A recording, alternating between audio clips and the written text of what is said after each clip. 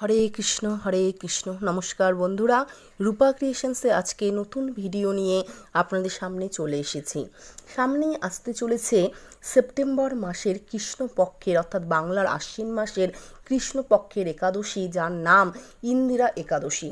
আজকে রূপা ক্রিয়েশনসের নতুন ভিডিওতে আপনারা জানতে পারবেন যে 2024 সালে বাংলা 1431 বঙ্গাব্দে আশ্বিন মাসের কৃষ্ণপক্ষের একাদশী ইন্দিরা একাদশীর পূর্ণাঙ্গ সময়সূচি এবং এই একাদশী তিথি কখন লাগবে, কখন ছাড়বে, একাদশী ব্রত পালনের সময়, এর পাশাপাশি আমরা শুনবো ইন্দিরা একাদশীর ব্রত মাহাত্ম্য, সবটাই জানবো আজকের ভিডিওতে। ইন্দিরা একাদশীর মাহাত্ম্য অপরিসীম।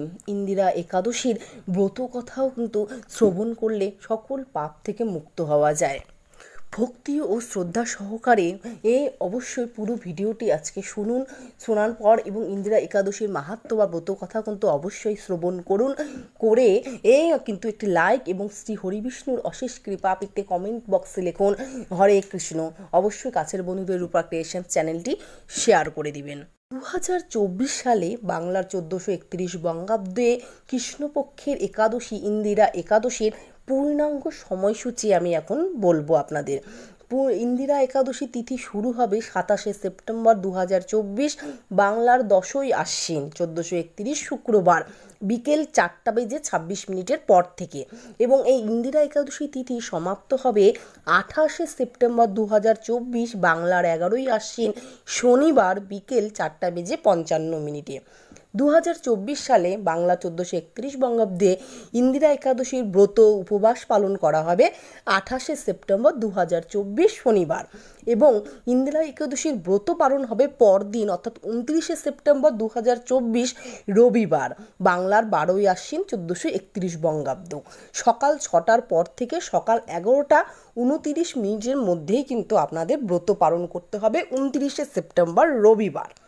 তো এখন ইন্দিরা একাদশীর মাহাত্ম্য বা ব্রত কথা আমি পাঠ করব। আপনারা সকলেই মনোযোগ সহকারে শ্রবণ করবেন, কারণ কোনো ব্রত কথা অসম্পূর্ণ রেখে উঠতে হয় না। তাই পুরো ব্রত কথাটি শুনুন এবং শ্রী হরিবিষ্ণুর অশেষ কৃপা পেতে ভিডিওর পর কমেন্ট বক্সে লিখবেন হরে কৃষ্ণ।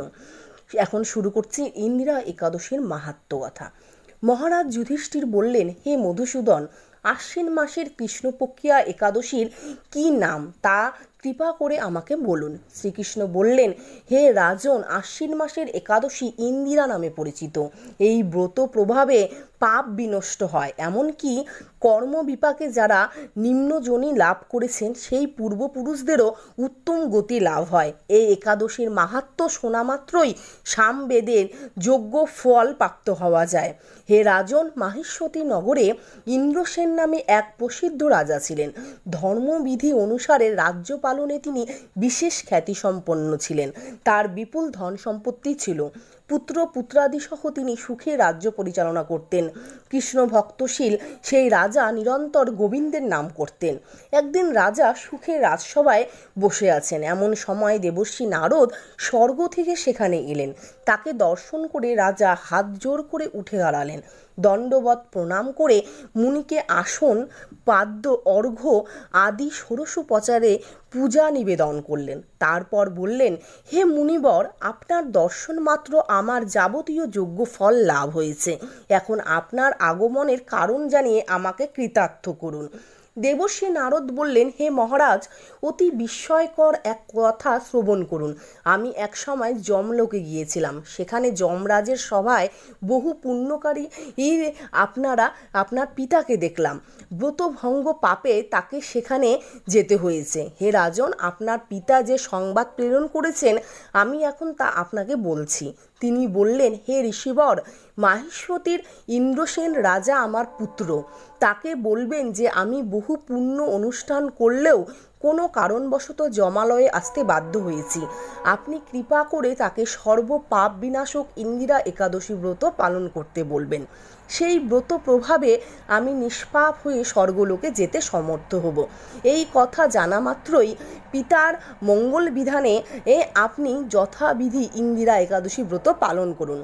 রাজা জিজ্ঞাসা করলেন, হে দেবর্ষি, সেই ইন্দিরা ব্রতের বিধি কি? আমাকে কৃপা করে বলুন। দেবর্ষি উত্তর দিলেন, হে মহারাজ, আশ্বিন মাসের কৃষ্ণপক্ষে দশমীর দিন শ্রদ্ধা সহকারে প্রাতঃস্নান করবেন, মধ্যাহ্নে ভক্তি ভাবাপন্ন হয়ে পুনরায় স্নান করবেন এবং রাত্রিকালে ভূমিতে শয়ন করবেন। পরদিন একাদশীতে প্রাতঃকৃতাদি সমাপন্ন করে নিরাহারে থাকবেন। ব্রতের নিয়মাবলী দৃঢ়ভাবে পালন করবেন। হে পুণ্ডরীকাক্ষ, হে অচ্যুত, এ শরণাগতির প্রতি কৃপা করুন। এভাবে শ্রাদ্ধ সহকারে শালগ্রাম পূজা করে পিতার উদ্দেশ্যে ব্রতের ফল অর্পণ করবেন। দ্বাদশীর দিন সকালে ভক্তিভরে শ্রী গোবিন্দের পূজা করে ব্রাহ্মণ ভোজন করিয়ে অবশেষে নিজে মহাপ্রসাদ গ্রহণ করবেন। হে রাজন, বিধি অনুসারে শ্রীহরি এবং ভক্তদের অর্চন করলে আপনার পিতৃবর্গ মুক্তি লাভ করবে, শীঘ্রই বৈকুণ্ঠে গমন করবেন। রাজাকে উপদেশ দিয়ে দেবর্ষি নারদ প্রস্থান করলেন। রাজা ইন্দ্রসেন মুনিবরের উপদেশ অনুসারে পুত্র পরিজন সহ ভক্তি সহকারে এই ইন্দিরা ব্রতের অনুষ্ঠান করলেন। তখন দেবলোক থেকে পুষ্প বৃষ্টি হতে লাগলো এবং তার পিতা ও বিষ্ণুলোকে গমন করলেন। তারপর রাজা ইন্দ্রসেন নিজ পুত্রকে রাজ্যভার অর্পণ করে নিজেও বিষ্ণুলোকে ফিরে গেলেন। এটি ইন্দিরা একাদশীর মাহাত্ম্য। এই মাহাত্ম্য পাঠে ও শ্রবণে মানুষ সকল পাপ মুক্ত হয়ে বিষ্ণুলোকে ফিরে গেলেন। এই ইন্দিরা একাদশীর মাহাত্ম্য পাঠে ও শ্রবণে মানুষ সকল পাপ মুক্ত হয়ে বিষ্ণুলোকে প্রাপ্ত হয়। এই ইন্দিরা একাদশীর মাহাত্ম্য অপরিসীম। তো নমস্কার বন্ধুরা, এখানেই কিন্তু ইন্দিরা একাদশীর মাহাত্ম্য ব্রতকথা এখানে সমাপ্ত হলো। আশা করছি আপনারা পুরো ব্রতকথাটি শুনলেন। শোনার পর অবশ্যই কিন্তু শ্রী হরিবিষ্ণুর অশেষ কৃপা পেতে কমেন্ট বক্সে লিখুন হরে কৃষ্ণ এবং লাইক করে কাছের বন্ধুদের রূপা ক্রিয়েশনস চ্যানেলটি শেয়ার করে দিন। আগামীতে আমি আরও এই সমস্ত একাদশী পুজো সংক্রান্ত ভিডিও নিয়ে আপনাদের সামনে চলে আসব। রূপা ক্রিয়েশনস চ্যানেলের পাশে থাকুন এবং সকলকে ভালো রাখুন, সুস্থ থাকুন নিজেরা। নমস্কার।